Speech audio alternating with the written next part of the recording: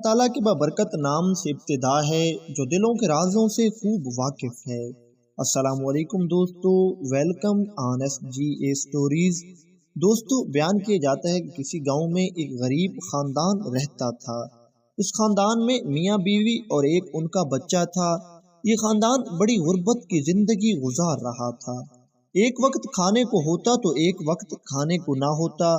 कई दिन तक फाके रहते। शोहर तो अल्लाह ताला का नेक और शुक्रगुजार बंदा था। उसने कभी कोई शिकायत नहीं की थी, लेकिन उसकी बीवी लालची थी। हर वक्त अल्लाह ताला से और अपने शोहर से शिकायत करती रहती थी। हमारे पास कुछ भी नहीं है। कभी उसने सब्र से काम नहीं लिया था। ये चाहती थी कि बस सारी दुनिया की दौलत मेरे पास आ जाए और वो हमेशा हमेशा के लिए मेरे पास ही रहे। लालच उसके ज़मीर में था और उसके मिजाज में कूट कूट कर भरा हुआ था। इस लालची औरत का शोहर मेहनत मजदूरी करता और इससे घर बार बड़ी मुश्किल से चल रहा था। एक दिन इसका शोहर कहीं काम पर गया हुआ था और घर में ये और इसका एक बच्चा था।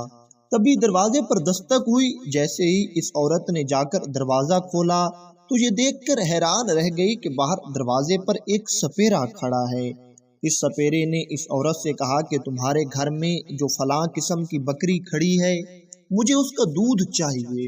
दरअसल इनके पास एक ऐसी बकरी थी जिसका दूध इंतहाई मीठा और लजीज था। इस किस्म का दूध पूरी बस्ती में और कहीं भी नहीं मिलता था। लेकिन ये औरत फिर भी नाशुक्री थी। इसने इस सपेरे से कहा कि नहीं, हमारे घर में कोई बकरी नहीं है और ना ही हम तुम्हें दूध देने वाले हैं। हम खुद फाकों से मर रहे हैं, हम सखावत तो करने से रहे।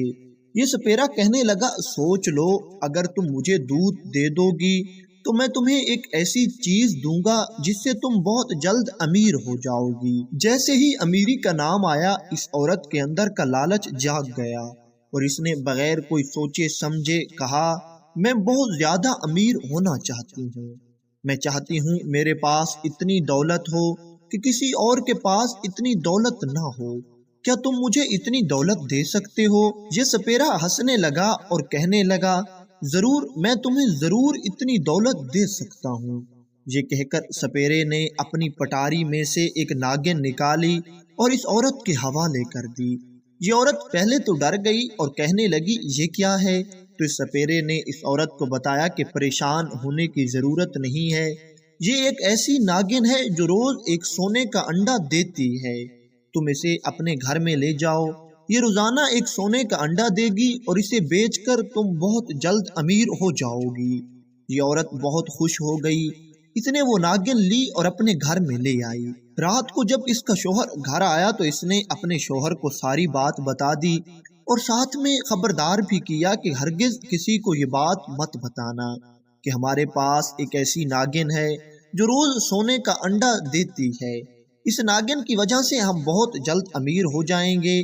शोहर ने इसको बहुत समझाया कि ऐसा करना गलत होगा, लालच में मत पड़ो, ऐसा ना हो कि हमें फायदे के बजाय नुकसान हो जाए।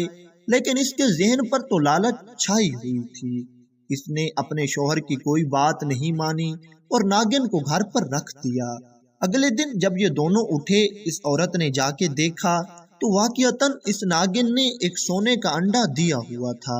ये औरत सोने का अंडा बेचकर बहुत से पैसे घर ले आई और आकर अपने शोहर से फिर कहने लगी, देखो, मैं नहीं कहती थी कि इससे हमें सिर्फ फायदा होगा, इससे कोई नुकसान नहीं होगा।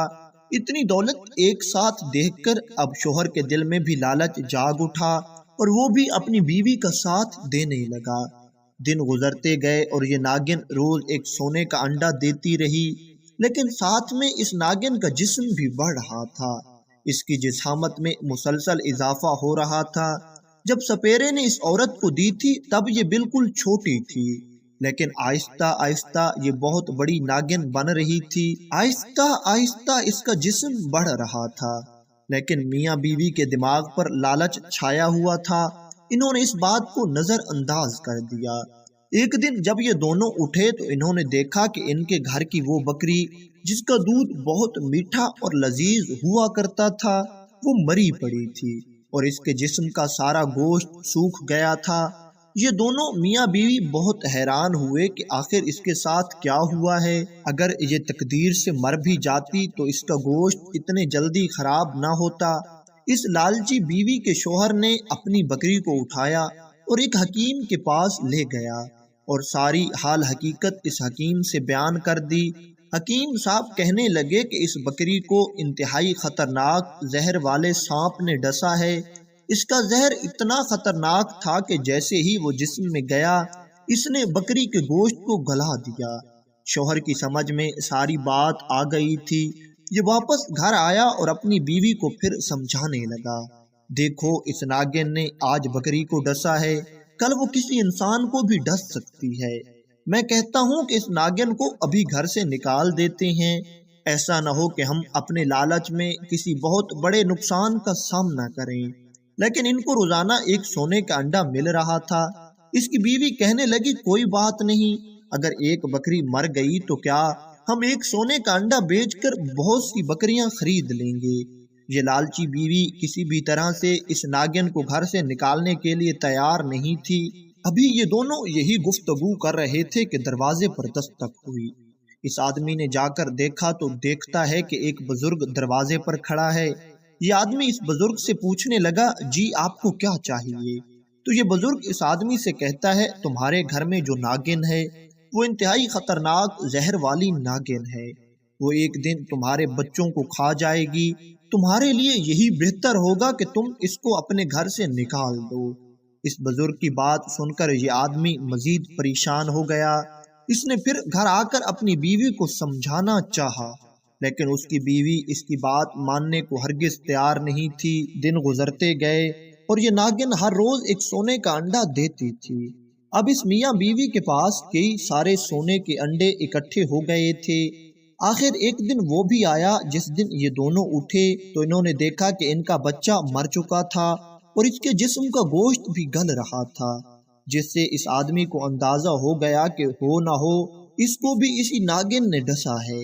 اس آدمی نے ایک بڑا سا ڈنڈا لیا اور اس ناگن کو مارنے کے لیے آیا، لیکن یہ دیکھ کر بہت حیران ہوا کہ ناگن ان کے گھر میں موجود نہیں تھی، بلکہ وہ ان کا گھر چھوڑ کر جا چکی تھی۔ یہ نوجوان وہیں اپنا سر پیٹ کر رہ گیا۔ ادھر اپنے بچے کو اپنے سامنے مردہ دیکھ کر اب اس لالچی عورت کے ذہن سے بھی لالچ کا بھوت اتر گیا تھا اور وہ اپنے کیے پر پچھتا رہی تھی۔ ادھر یہ آدمی اپنے بچے کا صدمہ برداشت نہ کر سکا اور پاگل ہو گیا اور یہ گھر چھوڑ کر کسی ویران جنگل میں نکل گیا۔ اب اس گھر میں صرف وہ لالچی عورت اور کئی سونے کے انڈے موجود تھے، لیکن اس کے گھر میں اس کا شوہر اور اس کا بچہ موجود نہیں تھا۔ اب اسے اپنے کیے کی سزا مل چکی تھی۔ یہ لوگوں کو بلا بلا کر اور چیخ چیخ کر کہتی تھی، او لوگوں، آج میرے پاس سونے کے انڈے تو ہیں، لیکن میرا اپنا کوئی رشتہ دار نہیں، میرا اپنا بچہ مر چکا ہے اور میرا شوہر بھی مجھے چھوڑ کر کہیں چلا گیا ہے۔ یہ عورت اسی غم میں پاگل ہو گئی اور سونے کے انڈوں پر اس نے جان دے دی۔ بے شک دوستو، لالچ بری بلا ہے اور یہ ہنستے بستے گھروں کو تباہ و برباد کر دیتا ہے۔ اللہ تعالیٰ سے دعا ہے کہ اللہ تعالیٰ ہمیں لالچ جیسی بری چیز سے محفوظ رکھے۔